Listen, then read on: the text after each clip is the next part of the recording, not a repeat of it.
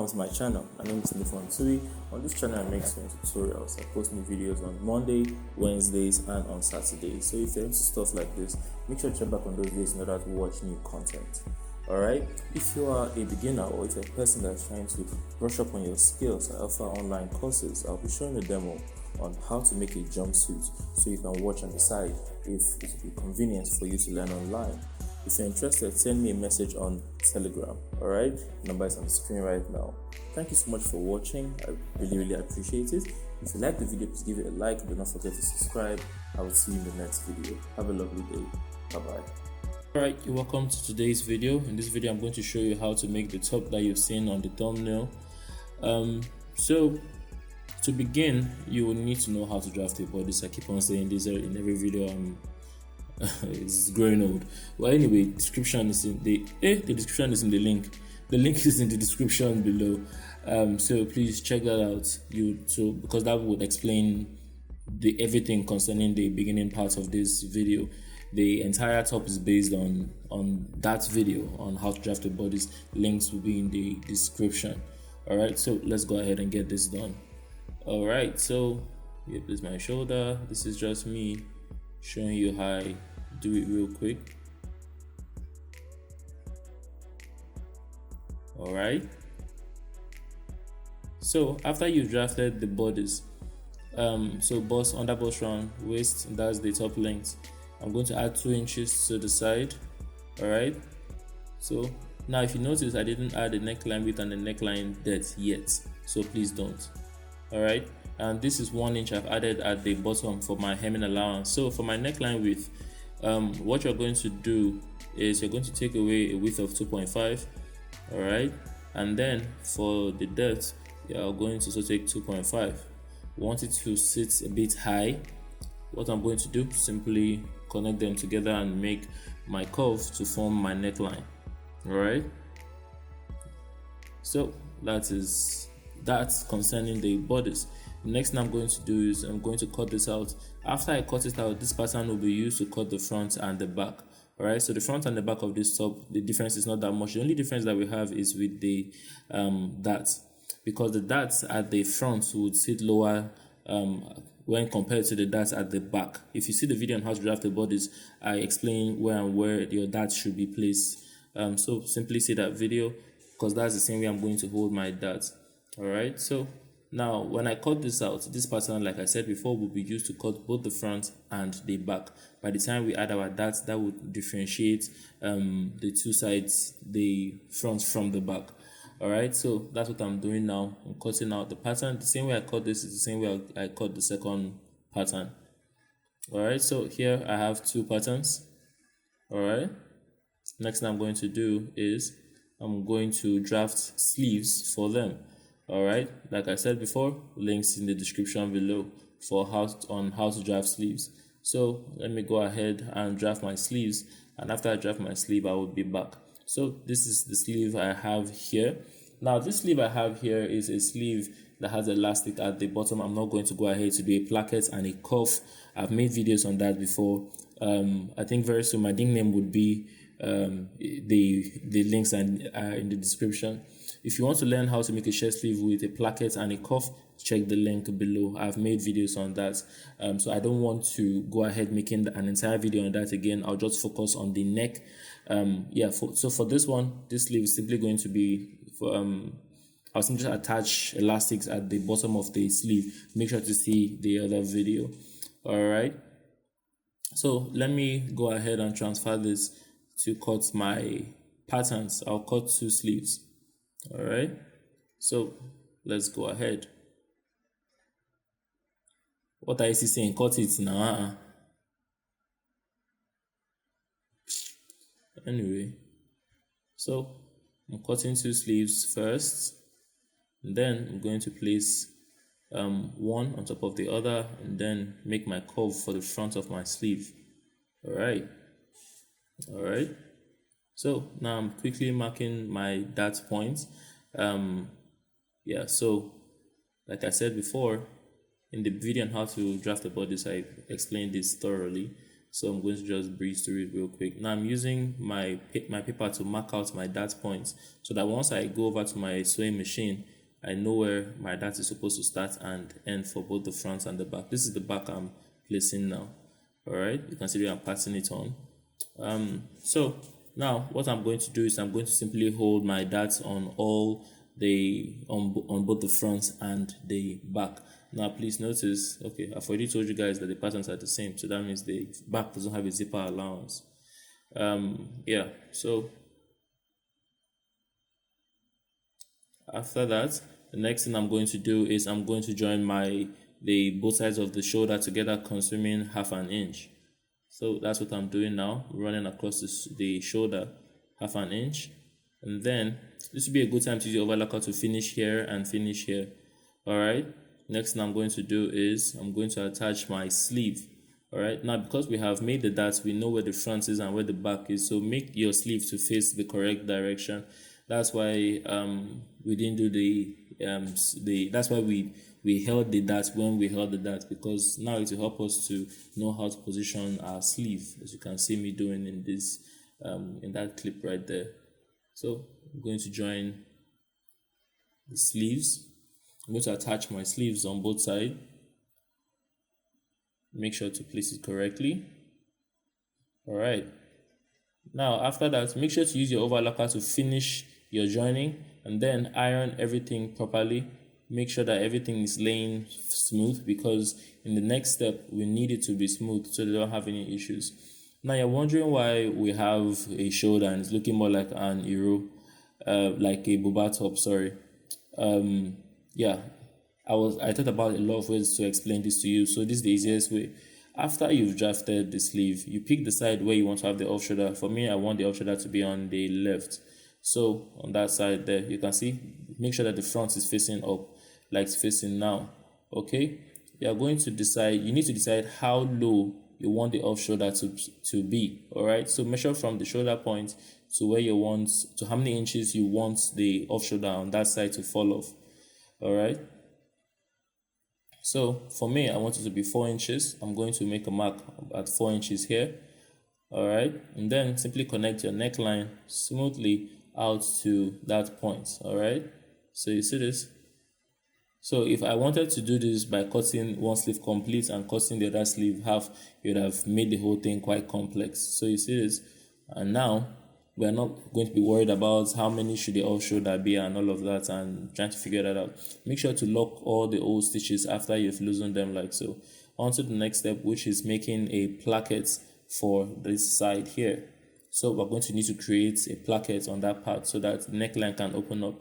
So for the placket, this is it I have here. You're going to cut a rectangle that has a dimension of from here to here 6 inches, here to here is 6, here to here is 9. All right, and the same thing on the other side, 6 by 9. All right, and then after that, iron stay on half of it. So from here all the way down, half of it, make sure you have stay. Then you are going to lay your sleeve flat. You see that top part there where you have the off shoulder, you're going to lay it flat. Place your pattern on top. I'm sorry, it's out of focus. You are going to place your pattern on top. You see that the side that has the gum stay will be facing the front. You are going to push it to be 1.5 inches higher. Okay, so you can see even up to 2 inches is still fine. I'm going to move it towards the side. Now, you see that the deep points in that curve I have, I'm placing 1 inch after where I have my stay on that point, the deepest part. That's where I'm placing the placket. You see that the deepest V, 1 inch after where I have the stay. You can see I'm not sewing close to the stay. All right. So, basically sewing 1 inch after the stay on that line. 2 inches, the placket is 2 inches higher than the deep point.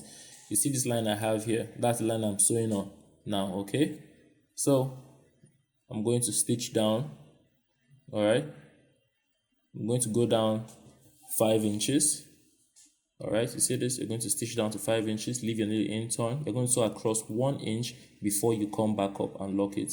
See what I just did there? You turn it to the wrong side. After, look at this, look closely. you can see there's only a 1 inch space between them. You're going to cut down like so and make a V at a sort of snake tongue at the end, so that everything turns inside out perfectly. So now you see this, you turn everything inside out and make sure that you give it a very good press so that everything lays very flat.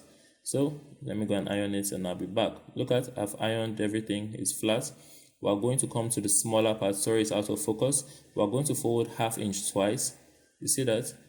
We're going to forward 1/2 inch twice, bury the rough work inside, and then we're going to stitch from the top until the end of the opening, not the end of the fold, the end of the opening. Watch and see what I'm doing. I'm going to stitch from here and I get to the end of the opening. Look at I lock. I didn't get to the very end of the fold. I hope you understand. All right, next thing I'm going to do is I'm going to fold this other side, push the excess inside like this. I'm going to bend 0.75 here, and before I collapse it like so. All right, you see it now covers. All right, so 0.7 first, and then you're going to fold it again to cover up. All right, so let me go and iron it. So I've ironed it here. You can see, look at how I ironed everything. Look how smooth it is. Next thing we're going to do is we're going to need to cut the excess. We're going to cut this part here that is shorter, and then you see, because we don't want a lot of bulk to be there, you're going to now reduce here as well. Cut it like that, so that by the time you are sewing around that area, you don't want too much fabric there, so the place doesn't look bulk, so the bulk under it will not be so much. So let me just simply stitch on top of it now to hold this in place. So I'm going to stitch. When I get to the end of the opening, I'm going to stop, stitch across. It's just like making the shirt placket. Fold here underneath. I'm going to stitch down, turn, do this again, and then we're going to go back up and seal it there. You can cut the excess that you have at the top. We came up so that we can cut the excess and everything will be smooth. With that, I've made the placket where there'll be buttons. So make sure to make button holes on the big parts. So you see this part here, there should be button holes, one here and one here, and then buttons on the inside. So that's to hold that part down at the end of the day. The next thing I'm going to do is for us to cut the cape that's going to sit at the top. So let me give you instructions for how to go about cutting the cape. To cut the cape, you're going to come to the end here. You see that you're going to come 1/2 inch after. You see this, fold the edge like I've done, like so. You're going to come 1/2 inch after and measure towards the top of the shoulder. All right, so you see that you're going to measure all the way up, and by the time you get there, I have 18. You're going to do what you're going to do is you're going to multiply 18 by 2 because we have two places. So 18 multiplied by 2 is 36. You add 1 inch to that number, that's 37. Okay, that's the length of the flay, because you know it needs to go around and we only measured one side. So I'm going to go ahead to cut 37, okay, by 9 inches. I hope that is clear. I measured from here to here, multiplied the number by 2, I added 1 inch to it, and I'm going to cut it with a width of 9 inches. So that's what you should do. The number for you might not be 36, it's most likely going to be different. So from here to here, you see that is 37 with a width of 9 inches. All right, so we're going to need to modify it. So because we don't need that 4 inch to be everywhere, we just need it to be at the neck where there will be a fold. So you see that on the side where there's 9 inches, I'm folding it down on both ends, and then I'm going to collapse it like you can see me doing now. Yeah, so I'm going to place it down, make sure that you arrange it so that everything sits nicely. Next thing I'm going to do, now it was 9 inches when we fold it, it's now 4.5. We only need that 4.5 at the neck area because we need a fold. But when it runs towards the off shoulder, that's on the sleeve area, we don't need that much. We need 3.5 there. So I'm going to reduce here to 3.5. You see that I'm trying to make a mark, the chop is not working for some reason. I've made a mark at 3.5, but the end is still 4.